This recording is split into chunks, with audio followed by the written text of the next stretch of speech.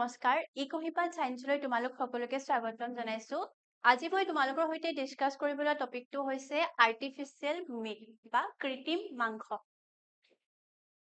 আৰ্টিফিশিয়াল meat বা কৃত্ৰিম মাংস শুনি আচৰিত লাগে হয়নে কিন্তু আজি হৈছে এতিয়া হৈছে বিজ্ঞান আৰু প্ৰযুক্তিৰ যুগ হয়নে বিজ্ঞান প্ৰযুক্তিৰ যুগতে কি হৈছে আৰ্টিফিশিয়াল meat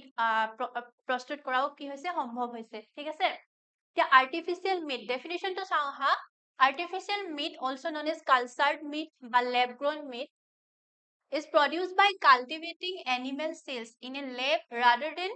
raising and slaughtering animals তো আমি এটো গম পালো যে artificial meat হয় না অন্য নাম কি হয় cultured meat বা lab grown meat তো এডখৰতে তোমালোকে গম পাইছে যে artificial meat সাধাৰণতে কত গ্ৰো কৰা হয় লেবত ঠিক আছে artificial meat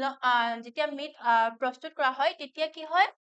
এনিমেলছৰ সেলস ইউজ কৰা হয় আৰু সেই এনিমেল সেলস বিলাকত সেল বিলাকক কি কৰা হয় লেবত কিছুমান প্ৰসিডিউৰৰ যোগেদি গ্ৰো কৰা হয় আৰু গ্ৰো কৰি পিনি সেই মিট প্ৰডিউস কৰা হয় আৰু এই প্ৰসেসটোত ৰেজিং এণ্ড স্লটাৰিং এনিমেলস কি হয় ইনভলভ নহয় ঠিক আছে তাৰ মানে আমি পশু পালন বা পশু হত্যা নকৰাকৈ আমি আৰ্টিফিশিয়াল মিট বা মাংস উৎপাদন কৰিব পাৰো ঠিক আছে This method aims to provide a sustainable and ethical alternative to traditional meat. ঠিক আছে এতিয়া এই artificial meat বা কৃত্ৰিম মাংস উৎপাদনৰ জৰিয়তে আমি কি হয় বেছি sustainable processত আমি traditional meatতকৈ বেছি sustainable processত মাংস উৎপাদন কৰিব পাৰো লগতে ই ethical হয় কাৰণ ইয়াত animal slaughtering involved নাথাকে তাৰ মানে slaughtering মানে killing animal killing কোনো ধৰণৰ কৰা নহয় ঠিক আছে এতিয়া প্ৰশ্ন আহিব পাৰে যে আৰ্টিফিশিয়াল মিট বা কৃত্ৰিম মাংস কেনেকৈ উৎপাদন কৰা হয় কি কেনেকৈনো সম্ভৱ হয় যে এটা জীৱ জন্ম নোহোৱাকৈ বা প্ৰতিপালন নকৰাকৈ তাৰ পৰা কেনে ধৰণে আমি আৰ্টিফিশিয়াল মিট পাব পাৰো তো ইয়াত কেইটামান প্ৰসেস ইনভলভ হৈ থাকে প্ৰথম সেল এক্সট্ৰেকশন ঠিক আছে মাসল সেলস বা স্টেম সেলস বুলি কোৱা হয় তাৰ মানে যিবিলাক সেল লৰ পৰা আৰু কি হয় টিস্যুজ গ্ৰো কৰিব পাৰে সেই সেলস বিলাক সাধাৰণতে এক্সট্ৰেক্ট কৰা হয় কৰ পৰা এক্সট্ৰেক্ট কৰা হয় ফ্ৰম এ লিভিং এনিমেল ধৰি লোৱা এটা ছাগলী বা কুকুৰা চৰাইৰ পৰা স্টেম সেলস বা মাসল সেলস কি হয় এক্সট্ৰেক্ট কৰা হৈছে থ্ৰু বায়োপসি কি হয় এই প্ৰসেসটোৰ জৰিয়তে সাধাৰণতে জীৱৰ শৰীৰৰ পৰা কিছুমান সেলস এক্সট্ৰেক্ট কৰা হয় ঠিক আছে কিছু অংশ সেলৰ কাটি অনা হয় আৰু এই প্ৰসেসটোত সেই জীৱটোৰ কোনো ধৰণৰ হাৰ্ম নহয় ঠিক আছে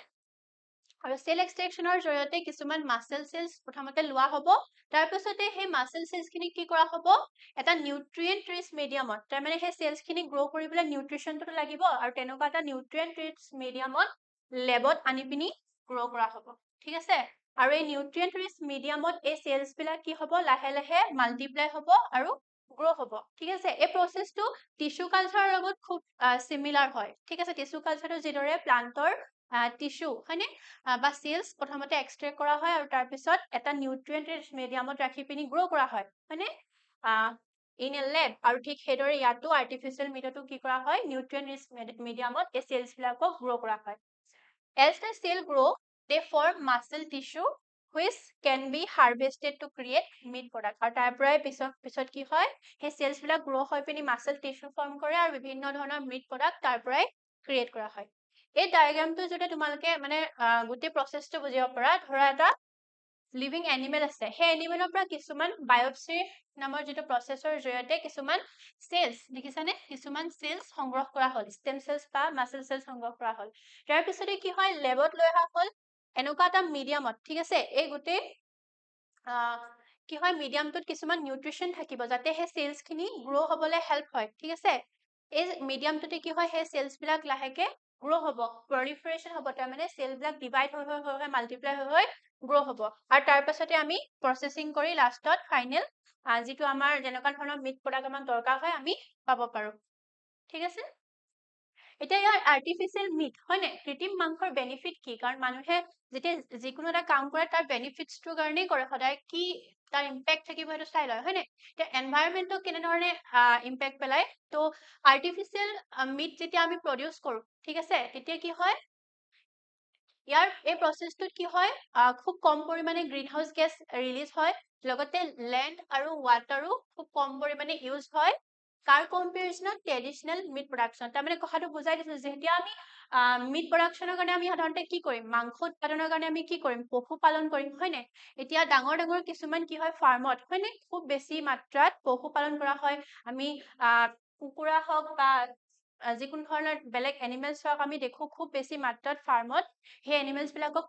পালন কৰা হয় যাতে তাৰ পৰা মিট প্ৰডাকশ্যন কৰিব পাৰি হয়নে আৰু এই প্ৰচেছটোত কি হয় যথেষ্ট খৰচ হয় লেণ্ড হওক ৱাটাৰ হওক বা এই প্ৰচেছটোত গ্ৰীণ হাউচ গেছেছৰো বহুত কি হয় ৰিলিজ হয় বিভিন্ন ধৰণৰ কামত হয়নে প্ৰচেছত তো যেতিয়া আমি আৰ্টিফিচিয়েল মিট উৎপাদন কৰিম হয়নে যিহেতু লেবত এটা নিউট্ৰিয়েণ্ট ৰিচ মিডিয়াম ইউজ কৰি পিনি আমি যিহেতু লেব এনভাইৰনমেণ্টত এতিয়া আমি যেতিয়া আৰ্টিফিচিয়েল মিটটো প্ৰডিউচ কৰিম তেতিয়া সেই এনভাইৰনমেণ্টটো খুব কম পৰিমাণে ইম্পেক্ট কৰিব ঠিক আছে এনিমেল ৱেলফেয়াৰ হয়নে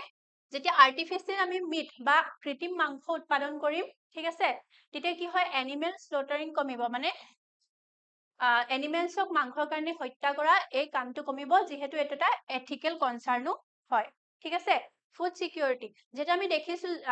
আমাৰ পপুলেশ্যন কিমান বাঢ়ি গৈছে আৰু তাৰ লগে লগে হয়নে ফুডৰ ডিমাণ্ডো বাঢ়ি গৈছে হয়নে আৰু যেটো গ্লোবেল মিট ডিমাণ্ড হয় আমি আৰ্টিফিচিয়েল মিটৰ যোগেদি বা কৃত্ৰিম মাংসৰ যোগেদি সেই গ্লোবেল মিট ডিমাণ্ডটো আমি বেলেন্স কৰিব পাৰো সেইটো ফুলফিল কৰিব পাৰো ঠিক আছে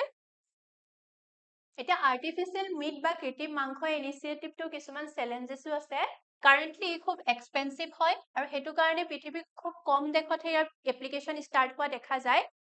ইতিমধ্যে ছিংগাপুৰ হৈছে প্ৰথমখন কাউন্ট্ৰী য'ত আৰ্টিফিচিয়েল মিট বা কৃত্ৰিম মাংস উৎপাদনৰ বাবে কি কৰে তেওঁলোকে পাৰ্মিশ্যন দিছে ঠিক আছে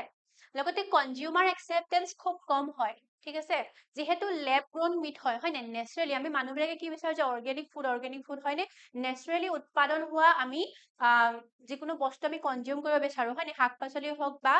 মিটে হওক আমি সদায় নেচাৰেলি উৎপাদন হোৱা আমি ফুড আমি কনজিউম কৰিব বিচাৰো আৰু সেইটো কাৰণে কনজিউমাৰ একচেপ্টেন্সৰ ক্ষেত্ৰতো কিছুমান প্ৰব্লেম আহি পৰে যিহেতু বহুতে লেব গ্ৰোন মিট কনজিউম কৰিব নিবিচাৰে হেজিটেট কৰে ঠিক আছে যিহেতু ইয়াত কোনো ধৰণৰ নেচাৰেলনেছ নাই আৰু সেই নেচাৰেলনেছ নথকাৰ কাৰণে কি হয় ইয়াৰ একচেপ্টেন্সো কম হয় অভাৰঅল আমি যদি চাওঁ আৰ্টিফিচিয়েল মিট হয়নে এতিয়া আহিব লগা দিনবিলাকত আৰ্টিফিচিয়েল মিট বা কৃত্ৰিম মাংস হয়তো খুব পপুলাৰ হৈ যাব পাৰে ইতিমধ্যে আমি যদি চাওঁ বিশ্বৰ কিছুমান দেশত ইয়াৰ আৰম্ভণিও হৈছে হয়নে ছিংগাপুৰ হৈছে প্ৰথমখন দেশ যিয়ে আৰ্টিফিচিয়েল মিট বা কৃত্ৰিম মাংসক ইয়াৰ ব্যৱহাৰ কি কৰিছে আৰম্ভ কৰিছে ঠিক আছে আৰু এতিয়ালৈকে আমাৰ দেশত আৰ্টিফিচিয়েল মিট বা কৃত্ৰিম মাংসৰ উৎপাদন আৰম্ভ হোৱা নাই আৰু এই বিষয়ে আপোনালোকে কি ভাবে বা আহিব লগা দিনত এই বস্তুটো কিমান দূৰ সাস্টেইনেবল হ'ব বা কিমান দূৰ উপকৃত হ'ব সেইখিনি বিষয়ে নিশ্চয় কমেন্ট সেকশনত জনাব ধন্যবাদ